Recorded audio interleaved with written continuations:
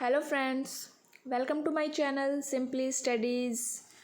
मेरा नाम चलशा है एंड हम यहाँ पे कर रहे हैं आज पाइथन के बेसिक के अंदर थर्ड क्लास है ये हमारी। इससे पहले 2 क्लासेस अपलोड हो गई है, अगर आपने नहीं देखी है तो आप ज़रूर देखिएगा।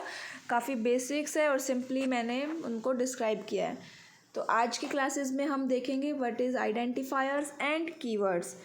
जो ये चैप्टर वाइज चल रहे हैं आप देखिएगा। फर्स्ट क्लास में मैंने सिलेबस को मेंशन किया है कि हम किस मतलब सेक्शन वाइज चल रहे हैं एंड कौन सा टॉपिक कब आ रहा है। तो स्टार्ट करते हैं टाइम वेस्ट ना करते हुए। What is identifiers and keywords. सबसे पहले हमें पता होना चाहिए कि पाइथन एक किस टाइप की लैंग्वेज है। पाइथन एक केस सेंसिटिव लैंग्वेज है। कैसी लैंग्वेज है वो? एक केस सेंसिटिव मीन्स कि यहाँ पे कैपिटल में एच और स्मॉल एच दोनों एक अलग अलग बात है। तो Python is a case sensitive language. अब आता है पाइथन आइडेंटिफायर क्या होता है। पाइथन आइडेंटिफायर क्या होते हैं? ये किसी वेरिएबल, फंक्शन, क्लास, मॉड्यूल या किसी और ऑब्जेक्ट को आइडेंटिफाई करने के लिए, पहचानने के लिए उनको एक नाम दिया जाता है। तो उस नाम को ही हम बोलते हैं identifier. Python identifier is a name used to identify a variable, function, class, module और other object। अब है कि रूल्स फॉर क्रिएटिंग आइडेंटिफायर। कुछ रूल्स होते हैं कि हम किस बेसिस पे उनको नाम दें। तो फर्स्ट है कि वो एक अल्फ़ाबेट से स्टार्ट होना चाहिए या फिर वो एक अंडरस्कोर से भी स्टार्ट हो सकता है। सेकंड, फॉलोव्ड बाय 0 और मोर लेटर्स, या वो अंडरस्कोर से भी जा सकता है।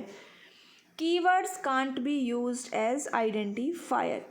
कीवर्ड्स जो होते हैं उनको हम आइडेंटिफायर में यूज़ नहीं कर सकते। हम कर सकते हैं यूज़, लेकिन अगर वो पाइथन सॉफ्टवेयर आगे जाके प्रॉब्लम दे दे तो फिर उससे बचने के लिए हम यूज़ ना ही करें तो अच्छा है। वो हमें एक वार्निंग भी दे देता है कि एक कीवर्ड को आप यूज़ कर रहे हो। तो आइडेंटिफायर क्या होते हैं? आइडेंटिफायर नेम्स होते हैं use to identify a variable, function, class और अदर ऑब्जेक्ट।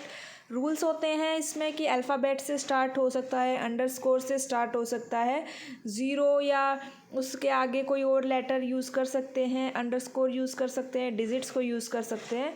कीवर्ड यूज़ नहीं करते एज ए आइडेंटिफायर। तो now what is keyword. Keyword क्या होता है? कीवर्ड्स होते हैं रिजर्व्ड वर्ड्स। पाइथन के अंदर पहले से ही कुछ वर्ड्स बनाए गए हैं जिनको हम रिजर्व्ड वर्ड्स बोलते हैं, जिनको हम डायरेक्टली यूज़ कर सकते हैं। उन सभी वर्ड्स का एक स्पेशल मीनिंग होता है। स्लो बोलूँ तो धीरे धीरे कि कीवर्ड्स जो होते हैं used to recognise the structure of a program. एक प्रोग्राम के स्ट्रक्चर को रिकॉग्नाइज करता है, पहचानता है कि वो किस टाइप का कीवर्ड है। मीन्स कि फंक्शन अगर बना रहे हैं तो उसके लिए एक अलग डिफरेंट कीवर्ड होगा, प्रिंट के लिए एक अलग डिफरेंट कीवर्ड होगा। तो उस नाम से हमें पता चलेगा कि वो किस टाइप का, उसका स्ट्रक्चर क्या है, वो क्या करना चाह रहा है। These words have specific meaning for interpreter, can't be use as a variable name. सभी कीवर्ड्स जो है ना, ये बात थोड़ा सा याद रखिए, क्वेश्चन आ सकता है कि लोअर केस में होते हैं। सिर्फ 3 कीवर्ड हमारे नहीं होते, उनका फर्स्ट लेटर कैपिटलाइज होता है और वो कीवर्ड्स है फॉल्स, ट्रू और नन। फॉल्स का F कैपिटल है, ट्रू का T कैपिटल है, नन का N कैपिटल है। बाकी सभी कीवर्ड्स लोअर केस में होंगे। अब पाइथन में टोटल कितने कीवर्ड होते हैं? पाइथन में 33 कीवर्ड्स होते हैं। अगर हमें देखना है कि वो कीवर्ड कौन कौन से हैं, हमें उनकी लिस्ट प्रिंट आउट करनी है, तो आप सिंपली टाइप कीजिए import keyword print keyword dot KW list. यहाँ पे कीवर्ड मॉड्यूल है और मॉड्यूल के फंक्शन है KW लिस्ट, ये उसका फंक्शन है। एंटर दबाएंगे तो हमारे पास लिस्ट आ जाएगी कीवर्ड्स की, जो कि है ये। नीचे आप देख सकते हैं कीवर्ड की लिस्ट आ गई है। कौन कौन से कीवर्ड है?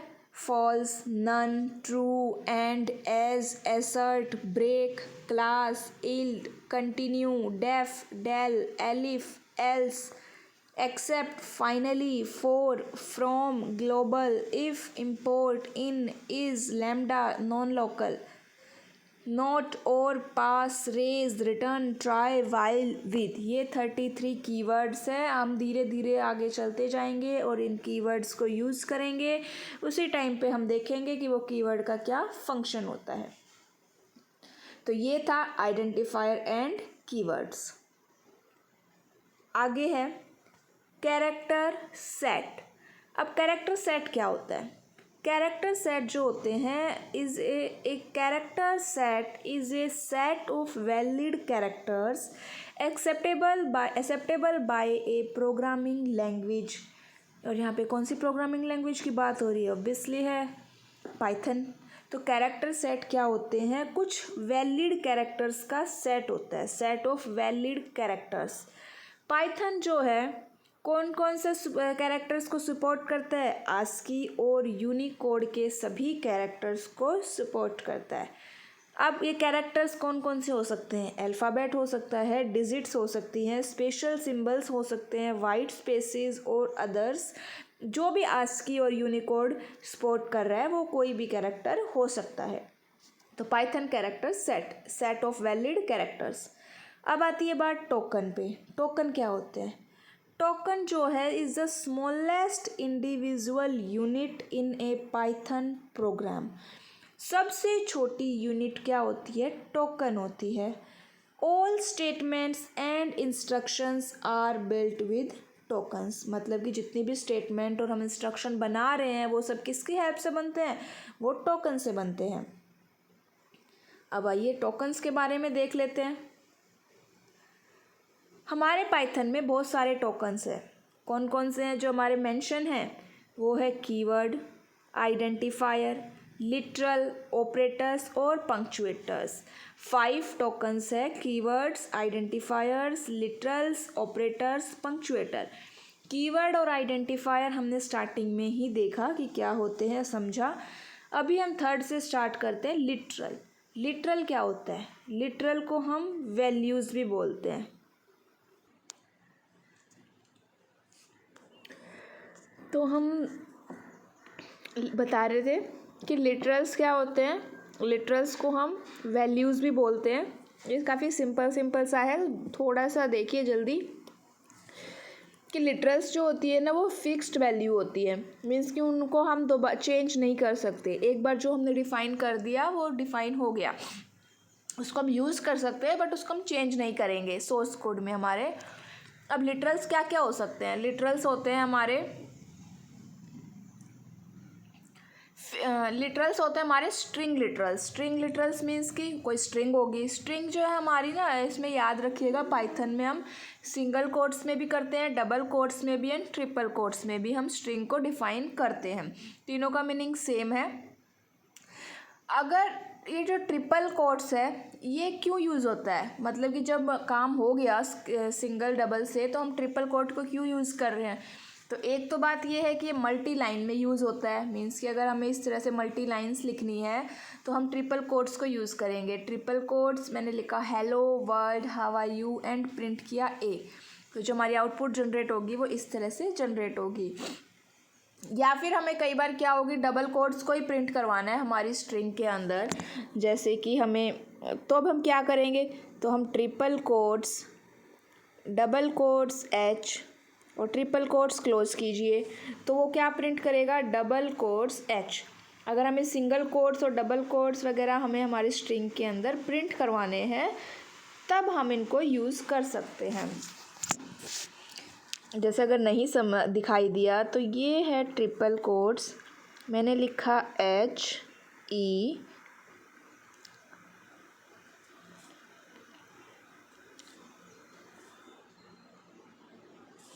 अब इसकी आउटपुट क्या जनरेट होगी? इसकी आउटपुट आएगी ये।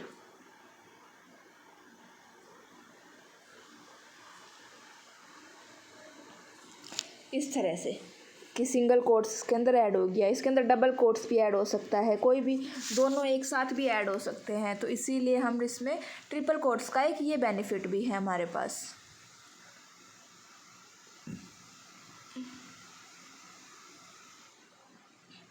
नेक्स्ट हमारा आता है character literals. Character literals, string तो एक पूरी स्ट्रिंग हो गई, स्ट्रिंग क्या होती है, सेट ऑफ कैरेक्टर्स। अब कैरेक्टर लिटरल्स क्या होते हैं, कैरेक्टर लिटरल्स एक स्ट्रिंग लिटरल का ही टाइप है, लेकिन इसके अंदर सिर्फ एक सिंगल कैरेक्टर यूज़ होगा, सिंगल और डबल कोट्स के अंदर। जैसे देखिए नीचे एक एग्जांपल दिया गया है, a is equal to single quotes g, b is equal to w double quotes में print a and print b।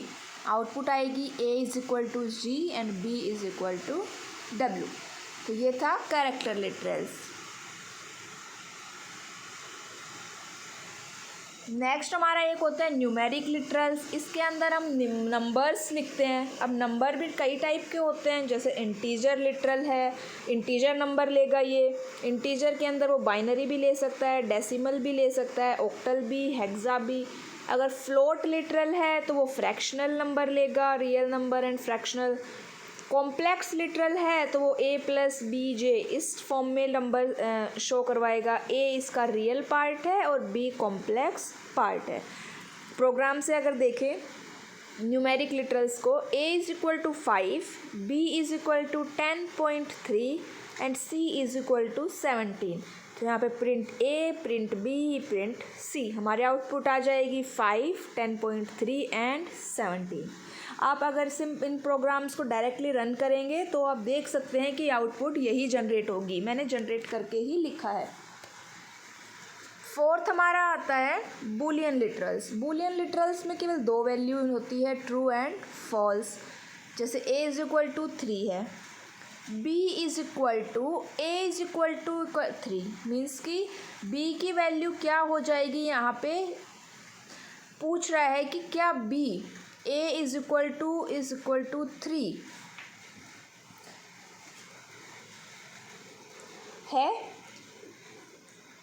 पहले तो हमने a की वैल्यू 3 है वो b को दे दिया, मतलब b की वैल्यू भी अब यहाँ पे कितनी हो गई है, 3। तो b और a क्या हो गए हैं, इक्वल। उसको चेक करना है, c ट्रू प्लस में 10। अब प्रिंट करना है a b c, तो a की वैल्यू तो 3 प्रिंट हो गई। क्या b a के इक्वल है, yes, b is equal to a, true हो गया।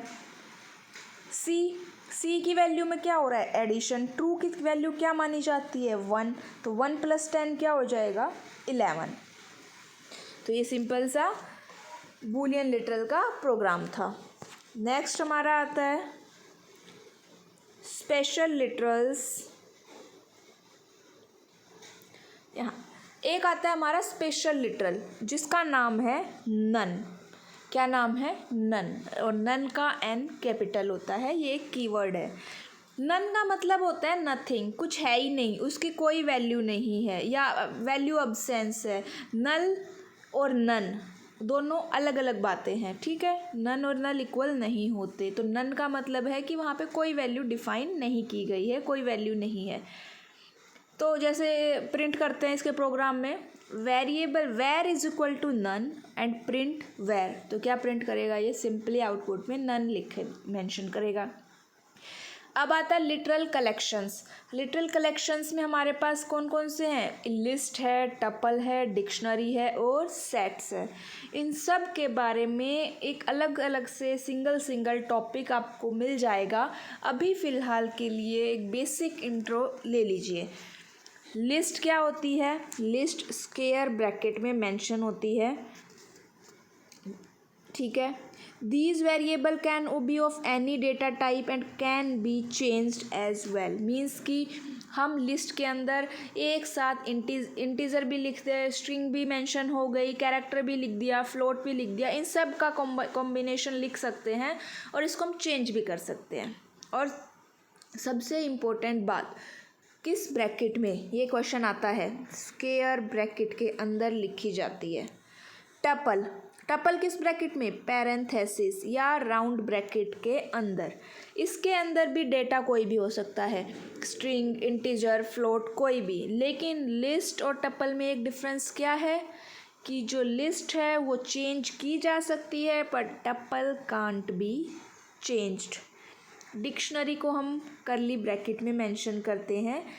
अनऑर्डर्ड सेट ऑफ की कोलन वैल्यू पेयर, किसका पेयर होता है, एक की होती है और एक उसकी वैल्यू होती है। की को चेंज नहीं कर सकते, वैल्यू चेंज हो जाएगी। सेट्स भी होते हैं अनऑर्डर्ड कलेक्शन ऑफ एलिमेंट्स। तो ये हमारे लिटरल कलेक्शन थी। ये हमारा अलग से एक टॉपिक बनता है, एक नहीं, 1 2 3 4 टॉपिक बनते हैं। तो इनको अलग से एक वीडियो में अच्छे से इनके फंक्शन के साथ, प्रोग्राम के साथ आपको मिलेगा। लेकिन अभी फ़िलहाल ये एक इंट्रोडक्शन वीडियो चल रही है, तो इंट्रोडक्शन के लिए इतना ही, ताकि आपके ऊपर भी बर्डन ना लगे कि हाँ मैंने तो अभी से ही सब कुछ देख लिया। ऐसा कुछ नहीं होना चाहिए। हमें इजी अपने माइंड को रिफ़्रेश रखना चाहिए एकदम, कि छोटा छोटा से स्टार्ट करेंगे हम एकदम। आगे चलते हैं। लिटरल कलेक्शन का ये एग्जांपल है।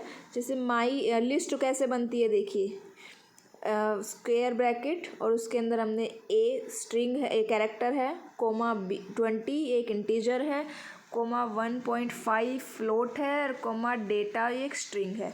तो ये क्या है, एक लिस्ट है।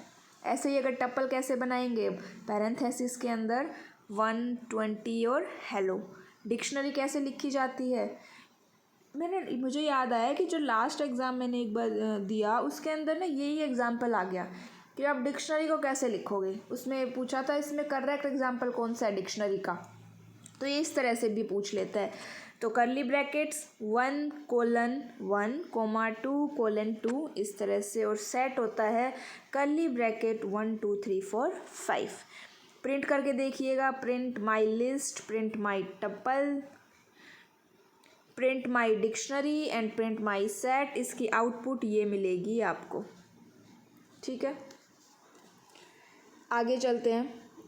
अब आता है हमारा अगला ऑपरेटर्स। ये क्या चल रहे हैं, हम क्या पढ़ रहे हैं, हम पढ़ रहे हैं टोकन, जिसमें फर्स्ट था identifier, second keyword, third literal and fourth हमारा है ऑपरेटर।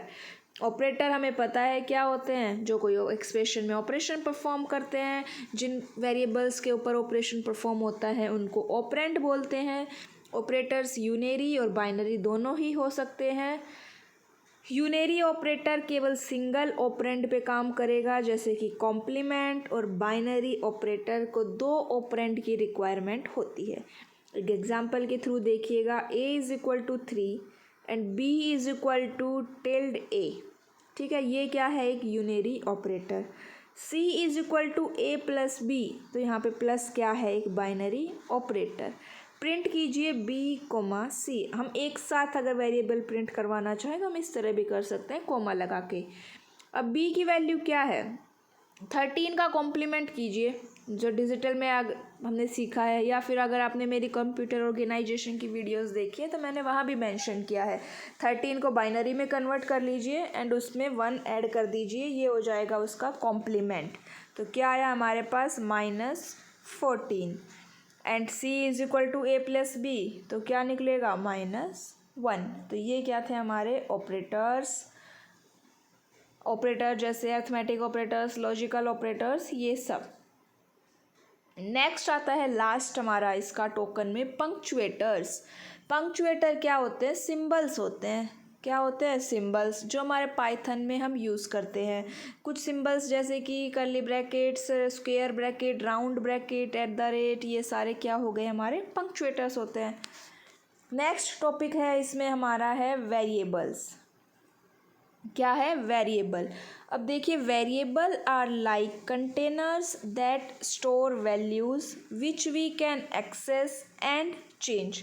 वेरिएबल्स क्या होते हैं, कंटेनर होते हैं जो कोई वैल्यू स्टोर करता है, जिसको हम चेंज कर सकते हैं और एक्सेस भी कर सकते हैं। वेरिएबल्स की उस वैल्यू को हम दोबारा भी यूज़ कर सकते हैं। हर एक वेरिएबल का एक नाम होता है। क्या होता है, एक नाम। That refers to a value, जिसकी एक वैल्यू होती है और उसकी एक मेमोरी लोकेशन भी होती है, ठीक है। तो क्या क्या चीज़ें होती है, एवरी वेरिएबल एक नाम होता है, उस नाम की एक वैल्यू होगी और उसकी एक मेमोरी लोकेशन भी होगी। तो वेरिएबल के 3 कंपोनेंट कौन कौन से होते हैं? एक है वैल्यू, एक उसकी आइडेंटिटी और एक उसका टाइप। वैल्यू मीन्स कि उसको हम क्या वैल्यू दे रहे हैं, जो हम असाइनमेंट ऑपरेटर यूज़ की हेल्प से असाइन करते हैं। आइडेंटिटी के अंदर क्या होता है, उसकी एड्रेस क्या है, मीन्स कि उसका मेमोरी एड्रेस।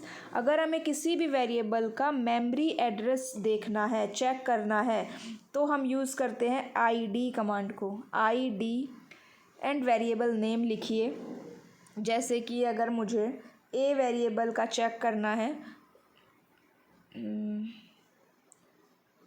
तो मैं यहाँ लिखूँगी id पैरेंथेसिस ए और यहाँ पे कर दीजिए रन, वो हमारे उसका मेमोरी एड्रेस शो करवा देगा। थर्ड होती है टाइप। टाइप का मतलब है डेटा टाइप, और ये बात हमें पता है, स्टार्टिंग में भी हमने देखा है कि हमें वेरिएबल के टाइप को डिक्लेयर करने की रिक्वायरमेंट नहीं होती, पाइथन ऑटोमेटिकली उसको एलोकेट कर लेता है, इसीलिए उसको डायनामिकली टाइप्ड लैंग्वेज भी बोलते हैं। तो ये था वेरिएबल। वेरिएबल क्या होते हैं? कंटेनर होते हैं जो वैल्यू स्टोर करते हैं, जिसको हम एक्सेस कर सकते हैं, चेंज कर सकते हैं, फ्यूचर में यूज़ कर सकते हैं। वेरिएबल का एक नाम होता है, एक वैल्यू होती है और एक मेमोरी लोकेशन होती है। उसके 3 कंपोनेंट जो है, एक वैल्यू असाइनमेंट ऑपरेटर यूज़ करेंगे, एक आइडेंटिटी मीन्स कि उसका मेमोरी एड्रेस id कमांड से हम फाइंड आउट कर सकते हैं, और एक टाइप मीन्स कि उसकी डेटा टाइप क्या होगी। यहाँ पे सिंपल एक प्रोग्राम है, देखिए हम यहाँ पे क्या कर रहे हैं, वेरिएबल कैसे असाइन करेंगे। जैसे a is equal to 20, b is equal to 3.4, d is equal to hi. मैंने प्रिंट कर दिया a, प्रिंट करवाया b को और प्रिंट करवाया d को, तो आउटपुट प्रिंट हो जाएगी 2.5, 3.14 और हाई। अब हमें ये देखना है कि ये किस टाइप है, इनके डेटा टाइप क्या है, ए की डेटा टाइप क्या है, बी की डेटा टाइप क्या है और डी की डेटा टाइप क्या है। तो यहाँ पे जो हम एक फंक्शन यूज़ करेंगे, type function. Type function variable की टाइप को बताता है। जैसे टाइप कीजिए प्रिंट टाइप ए, तो क्या आउटपुट में शो होगा, ये आउटपुट बिल्कुल ऐसे ही शो होगी, क्लास इंट। और टाइप बी में आएगी क्लास फ्लोट और टाइप डी में आएगा क्लास str।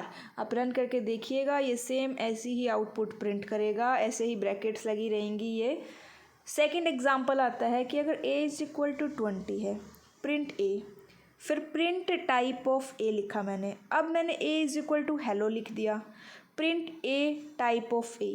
तो अब ये क्या करेगा, जैसे कि जो पाइथन है उसमें हम एक वेरिएबल को अलग अलग वैल्यूज़ दे सकते हैं। तो स्टार्टिंग में a की वैल्यू क्या है, 25, प्रिंट कर दिया।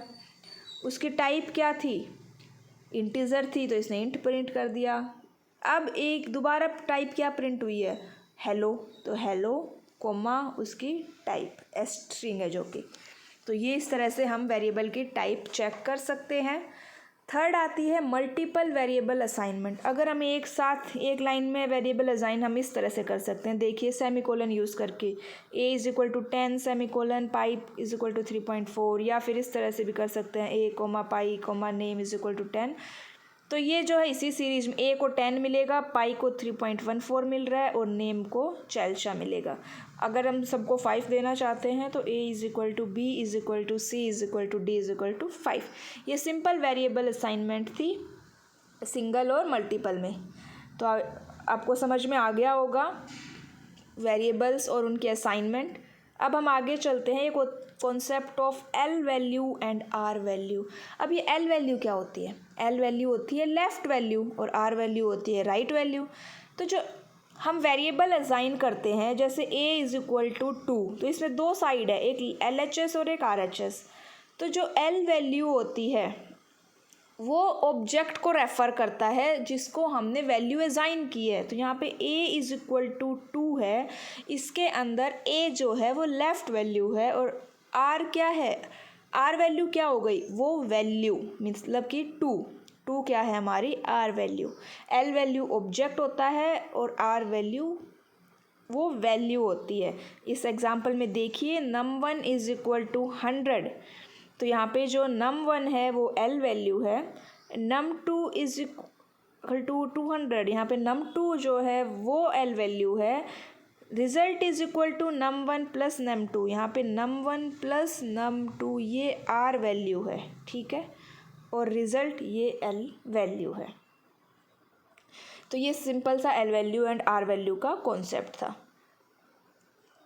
लास्ट हमारा इसका जो है इस टॉप क्लास का टॉपिक वो है कमेंट एंड इंडेंटेशन।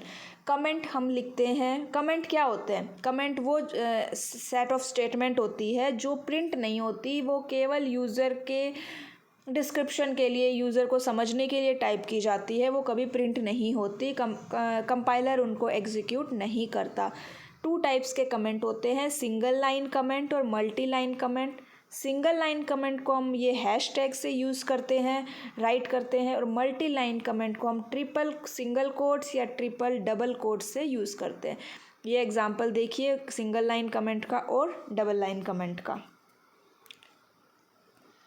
नेक्स्ट अब आप कहेंगे कि सिंगल कोट्स जो ट्रिपल कोट्स है तो हमने स्ट्रिंग भी मेंशन की थी, लेकिन वहाँ पे हमने string a is equal to लिखा था, मीन्स कि ये लाइन किसी वेरिएबल को हमने दी है, बट यहाँ पे हमने किसी को कुछ दिया नहीं है, तो ये इसको कमेंट ही लेगा। इंडेंटेशन क्या होता है? पाइथन के अंदर इंडेंटेशन बहुत ही इम्पोर्टेंट चीज़ है। इंडेंटेशन का मतलब होता है स्पेस, कि कितना स्पेस एक स्टेटमेंट के बीच में दिया गया है, वो स्पेस इक्वल होना चाहिए। अगर इंडेंटेशन या स्पेस में गड़बड़ है तो हमारे पाइथन प्रोग्राम में एरर आएगा। ये सिंपल प्रोग्राम देखिए, पहले a इज़ इक्वल टू 20 है और यहाँ मैंने कुछ स्पेस देख के लिखा है b इज़ इक्वल टू 45 और प्रिंट करवा दिया a, b, सेव कर दिया .py एंड रन किया, तो इसकी आउटपुट क्या होगी? अब ये 20 और 45 प्रिंट नहीं करेगा, ये हमें एक एरर जनरेट करेगा। क्या एरर है वो? Unexpected indent. इसका मतलब है कि a और b का जो इंडेंट है, जो स्पेस है, वो सेम नहीं है। ये b के नीचे एरो लगा के इसने एरर शो करवाया है, तो ये क्या हो गया?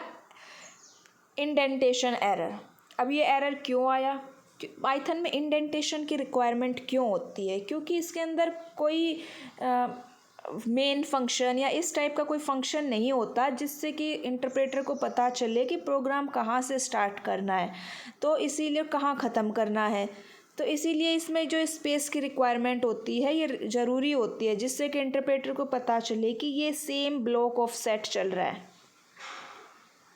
तो ये था इंडेंटेशन, आपको समझ में आया होगा। नेक्स्ट हम इसी में चलते हैं, इसके बारे में थोड़ा सा और देखते हैं कि indentation refers to the spaces at the beginning of a code line. Starting में, लाइन के स्टार्ट में जो स्पेस है वो होता है इंडेंटेशन। हाँ, दूसरी लैंग्वेजेस में जो इंडेंटेशन है उसको हम रीडेबिलिटी के पर्पज़ से यूज़ करते हैं कि भाई अच्छा समझ में आ जाए, थोड़ा खुला खुला लिख दें, ओपन ओपन ऐसे, लेकिन पाइथन में वो इम्पोर्टेंट हो जाता है। Python uses indentation to indicate block of code. अगर if we skip indentation error will come. The number of spaces is up to you as a programmer but it has to be at least 1। ये हमारे ऊपर है कि हम उसमें कितना space दे रहे हैं, 2, 3, 4, 5 कितना दे रहे हैं, लेकिन वो कम से कम 1 तो होना ही चाहिए।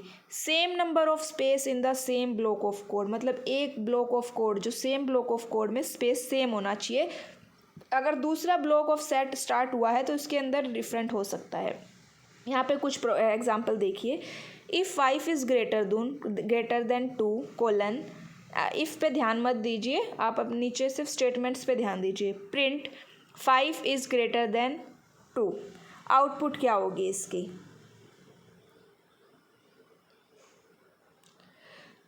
तो यहाँ पे जो आउटपुट में इंडेंटेशन एरर शो होगा, क्योंकि करेक्ट इसकी स्टेटमेंट इस तरह से मेंशन होगी। इफ़ का ब्लॉक ख़त्म हो गया और प्रिंट को हमें कम से कम एक स्पेस दे के आगे मेंशन करना चाहिए। सेकंड आता है, अगर हमारे पास 2, देखिए ये इफ़ लिखा और प्रिंट, फिर इफ़ 5 इज़ ग्रेटर देन 2 और प्रिंट किया हमने यहाँ पे। अब उस प्रिंट में और इस प्रिंट के स्पेस में डिफरेंस है, लेकिन फिर भी ये आउटपुट जनरेट कर रहा है। क्यों? क्योंकि ये प्रिंट इस ब्लॉक ऑफ सेट का इफ़ का था और ये वाला प्रिंट इस इफ़ स्टेटमेंट इफ़ ब्लॉक का है, तो डिफरेंट ब्लॉक के लिए डिफरेंट स्पेस रिक्वायर हो सकते हैं। नेक्स्ट एग्जाम्पल है, if 5 is greater than 2 colon print 5 greater. अब देखिए ये दो प्रिंट है, एरर शो हुआ है, क्यों? क्योंकि ये दोनों प्रिंट सेम इफ़ ब्लॉक से कनेक्टेड है, लेकिन इनका स्पेस डिफरेंट है, इसलिए इसमें एरर शो हुआ है। इन दोनों को सेम स्पेस में आना चाहिए था। ये एक एक्सरसाइज है, आप ट्राई कीजिए।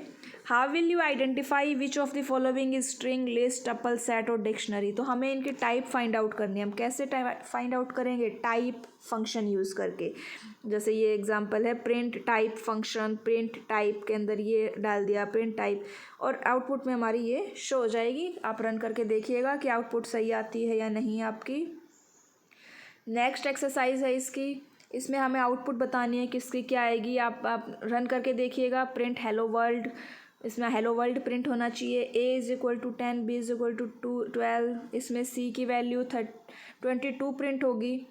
ए is equal to hello print type of A, इसमें क्लास str स्ट्रिंग प्रिंट करेगा। B is equal to 12 type of B, integer दिखाएगा। Print A is equal to 10, B is equal to 20, print ID A, print B. तो यहाँ पे a का memory address और b का memory address show होगा। D is equal to b, तो d, अब ये इंटरेक्टिव मोड के अंदर है। जैसे डी और लिखेंगे, डी की वैल्यू टाइप होगी, यहाँ पे हम एंटर करेंगे, बी की वैल्यू एंटर करेंगे, और डी बी के इक्वल है, तो दोनों ही मेमोरी एड्रेस सेम होंगे। उसके बाद नेक्स्ट है a is equal to hello, a multiply में 10। तो यहाँ की आउटपुट में हेलो को 10 टाइम्स दिखाया जाएगा और सिंगल कोड्स में। तो ये आज का एक्सरसाइज यहीं पे कंप्लीट होती है, और ये सेक्शन हमारा यहीं पे कंप्लीट होता है। कल मिलेंगे हम दूसरे एक नए सेक्शन के साथ। इस पूरे सेक्शन में हमने 3 क्लासेस ली है। पाइथन बेसिक इंट्रोडक्शन में हमने 3 क्लासेस में कवर किया है। तो आप मेरी लास्ट 2 क्लासेस भी ज़रूर देखिएगा, एंड ये 3rd क्लास है। आपको मेरी वीडियो अच्छी लग रही हो तो चैनल को सब्सक्राइब कर दीजिएगा, लाइक शेयर ज़रूर कीजिएगा। Bye bye guys, have a wonderful day, I hope, good day.